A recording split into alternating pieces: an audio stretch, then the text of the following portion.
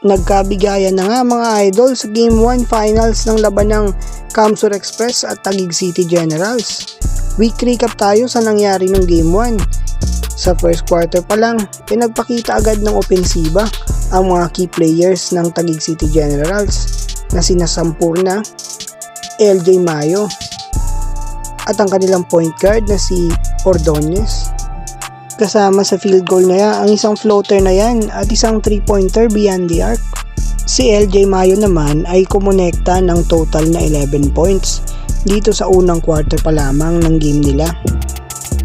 Meron namang pambawi ang Camsur Express kasama ang 3-pointer na yan ni Carl Philip Dumagtoy. Kaya natapos ang quarter sa score na 19-24 lamang syempre ang home team. Second quarter, napabilib ng point guard ng Express na si Hermonio ang artistang si Yasi Pressman na nasa attendance ngayon kasama ang governor ng Camsur na si Villafuerte. Under 2 minutes nga ng second quarter, lumamang na dito ang Express ng 1 point.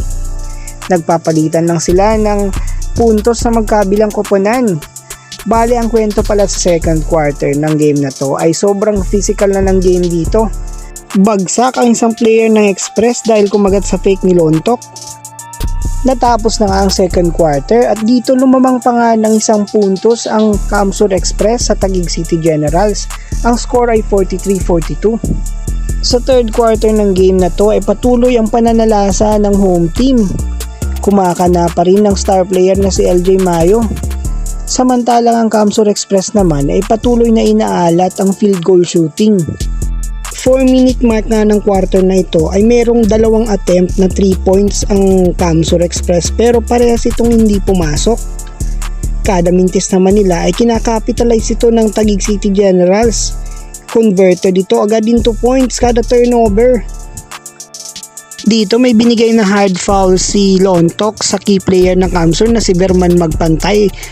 Kaya nabigyan siya ng pagkakataon ng trip sa free throw line. Sobrang physical nga ng game at hindi talaga naiiwasan na magkatulakan. Natapos nga ang third quarter na ito sa score na 58-63, lamang ang defending champion. Start na nga ng fourth quarter at patuloy pa rin ang magandang pinapakitang performance ng home team. Mas maganda ang kanilang pinapakitang shooting kumpara sa Camsur Express. Dito sa sequence na to, pumasok ang isang jump shot ni Natividad sa free throw area. Samantalang tumira naman si Magpantay ng 3 at agad naman itong babawian ni Ordonez. Hindi na nga nakabawi dito ang Camsur Express at kinuha na nga ng Taguig City Generals ang unang panalo sa kanilang best of 5 series. Natapos ang game 1 ng kanilang best of 5 sa 81-88. Siyempre panalo ang home team at ang best player of the game walang iba kundi si LJ Mayo. Bale, huli ko na pala na-edit itong game na to. Natapos na rin ang game 2 ng kanilang best of 5 series at panalo pa rin ang defending champion.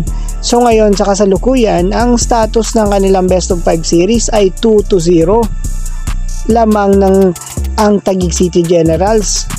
So ang aabangan natin ay ang Game 3 na gaganapin na ngayon sa Fuentes Coliseum sa Camarines Sur sa Bicol. So babiyahe doon naman ang Taguig City Generals at susubukan na ngang iuwi ang 3-peat na championship. Salamat sa panonood mga idol!